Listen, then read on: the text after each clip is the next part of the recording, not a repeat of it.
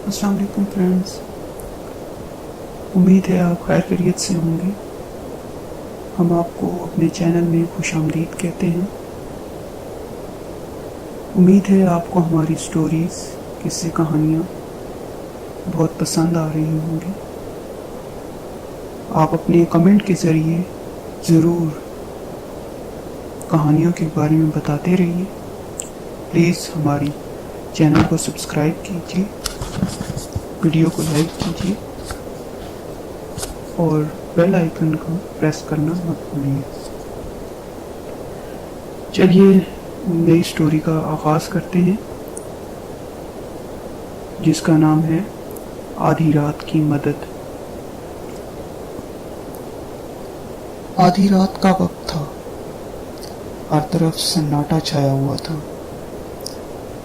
एक घर से एक नकाबपोश निकला, उसके साथ एक और आदमी भी था। दूसरे आदमी के अंदाज से जाहिर होता था कि वो नकाबपोश का खादिम है। वो दोनों घोड़े पर सवार थे। काफ़ी देर गलियों में घूमने के बाद नकाबपोश ने घोड़ा रोका, नीचे उतरकर लगाम खादिम को थमा दी। नकाबपोश ने आगे बढ़कर एक दरवाजे पर दस्तक दी। कुछ देर बाद मालिक के मकान ने दरवाज़ा खोला तो नकाबपोश ने इसे सलाम किया और एक थैली से खामोशी से पकड़ाई और ख़ुद वापस मुड़ने लगा। मालिक मकान नकाबपोश के हुलिये और अमल से हैरत ज़दा था, क्योंकि जो इस तरह से आते हैं वो कुछ लेते हैं, लेकिन ये तो कुछ दे कर जा रहा था। इसने आगे बढ़कर नकाबपोश को रोका। आप कौन हैं? अगर ये बताना होता तो इस वक्त आने की मुझे क्या ज़रूरत थी? जब तक आप अपना नाम नहीं बताएंगे तब तक मैं नहीं पकड़ूंगा।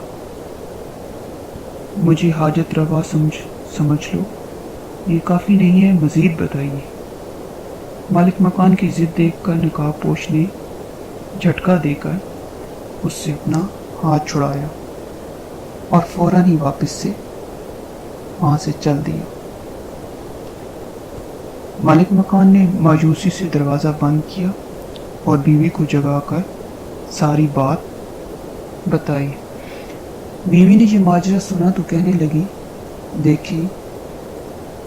देखें तो सही, इस थैली में क्या है? चिराग में तेल ना होने की वजह से वो इस वक्त कुछ देख ना सके। जो ही सुबह हुई तो उन्होंने थैली खोली। इनकी हैरत की कोई इंतहा ना रही। थैली में 4000 अशरफियाँ थीं।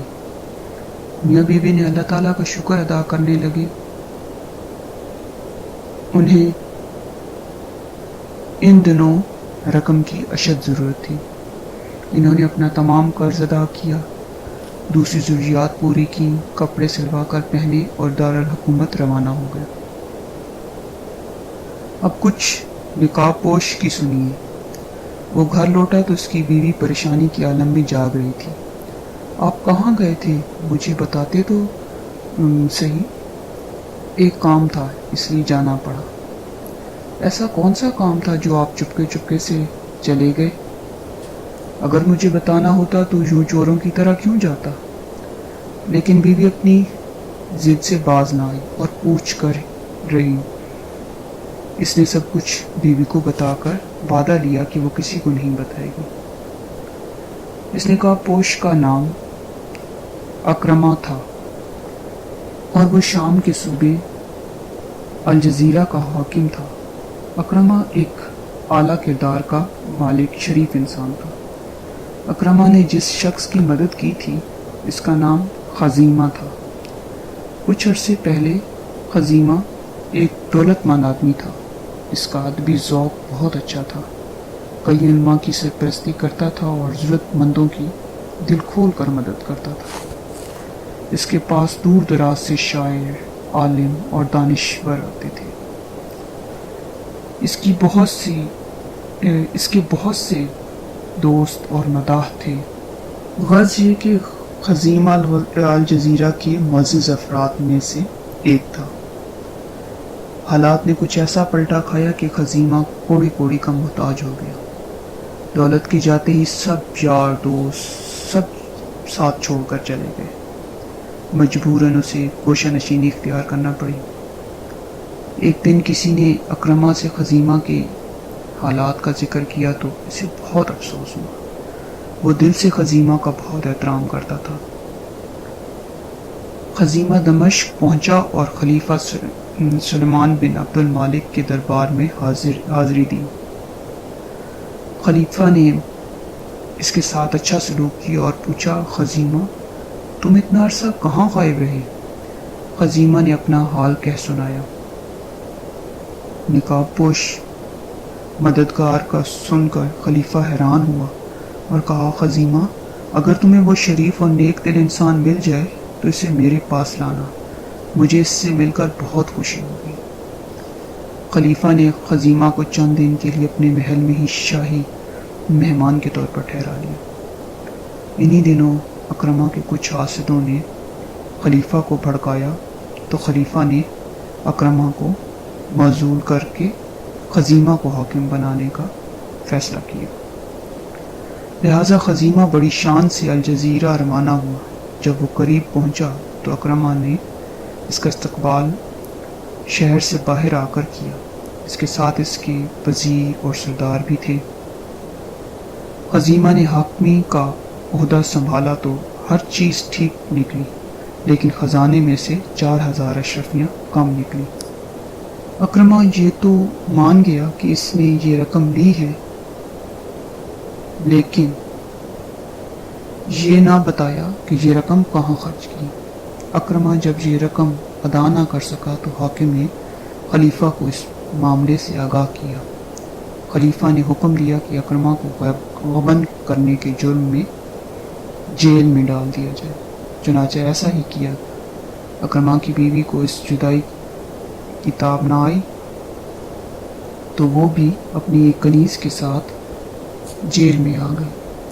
خزیمہ پورے جاہ و جلال کے ساتھ الجزیرہ پر حکومت کرتا رہا اور اکرمہ جیل میں سڑتا رہا۔ وہ جیل کی سختیاں جھیل نہ سکا اور بیمار ہو گیا۔ اس کی جان کے لالے پڑ گئے۔ یہ دیکھ کر اکرمہ کی بیوی رہ نہ سکی اور شوہر کو بتائے بغیر اپنی کنیز کو ہدایت کی، تم سیدھی حاکم کے پاس جاؤ اور اسے بتاؤ کہ جس شخص نے برے وقت میں تمہاری مدد کی تھی اب اس کی حالت دیکھو۔ کنیز خاموشی سے حاکم کے محل میں گئی اور کسی نہ کسی طرح خزیمہ سے ملاقات کرنے میں کامیاب ہو گئی۔ کنیز نے اسے مخاطب کیا، آپ کو پتہ ہے جس شخص نے برے وقت میں آپ کی مدد کی تھی وہ کون ہے؟ نہیں، تمہیں پتہ ہے تو جلدی سے بتاؤ، میں تو کب سے اس کو ملنے کو بےتاب ہوں۔ وہ اس صوبے کے سابق حاکم اکرمہ ہے۔ کیا؟ خزیمہ نے حیرت سے اچھل پڑا۔ وہ فوراً اٹھا اور امرائے دربار کے ساتھ جیل میں گیا۔ وہ نڈھال پڑا، اکرمہ کے قدموں میں گر پڑا اور معافی مانگی، پھر اسے گلے لگاتے ہوئے کہا، بھائی یہ سب مقدر کے کھیل ہیں۔ پھر وہ اکرمہ، اس کی بیوی اور کنیز کو اپنے محل میں لے گیا اور وہاں ان کا علاج کرایا۔ ہر قسم کی سہولت دی۔ جب اکرمہ بالکل ٹھیک ہو گیا تو خزیمہ اسے لے کر دمشق چلا گیا۔ وہاں پہنچ کر اس نے خلیفہ کو اپنے آنے کی اطلاع بھجوائی۔ خلیفہ اس کے یوں اچانک آنے سے پریشان ہو گیا۔ خلیفہ یہ سمجھا کہ شاید الجزیرہ میں کوئی گڑبڑ ہو گئی ہے۔ اس نے فوراً خزیمہ کو دربار میں بلایا۔ خزیمہ حاضر ہوا تو خلیفہ نے پوچھا، اچانک کیسے آنا ہوا؟ امیر المومنین، ایک بار آپ نے فرمایا تھا کہ جس شخص نے تمہاری مدد کی ہے اس سے مجھے ضرور ملوانا۔ ہاں، مجھے یاد ہے، تم اسے فوراً حاضر کرو، میں اس نیک دل انسان سے ضرور ملنا پسند کروں گا۔ خزیمہ باہر آیا اور اکرمہ کو لے کر دوبارہ حاضر ہوا۔ خلیفہ کے حکم پر اس نے سارا ماجرا شروع سے آخر تک کہہ سنایا۔ خلیفہ بہت حیران ہوا۔ اور خوش بھی ہوا۔ اس نے اکرما کو گلے لگا کر کہا، مجھے تم پر فخر ہے، تم نے خزانے سے جو رقم لی اسے جائز خرچ کیا۔ خلیفہ نے اسے کئی قیمتی تحفے دیے۔ اس موقع پر خزیمہ نے خلیفہ سے درخواست کی، امیر المومنین، انہیں پھر سے الجزیرہ کا حاکم مقرر فرما دیجیے۔ خلیفہ نے خوشی سے اکرما کو الجزیرہ کا اور خزیمہ کو ارمینا کا حاکم مقرر کر دیا۔ یوں اکرما کو اس کی آدھی رات کی مدد نے کھویا ہوا مقام دوبارہ دلا دیا۔ آپ لوگوں سے گزارش ہے کہ آپ لوگ بھی اسی طرح اپنے جاننے والوں کی ضرور مدد کیا کیجیے۔ اگر آپ لوگوں کو ہماری سٹوریز پسند آتی ہیں تو پلیز ہمارے چینل کو سبسکرائب کیجیے، ویڈیو کو لائک کیجیے اور کمنٹ کے ذریعے اپنی رائے دینا مت بھولیے گا۔ اللہ حافظ۔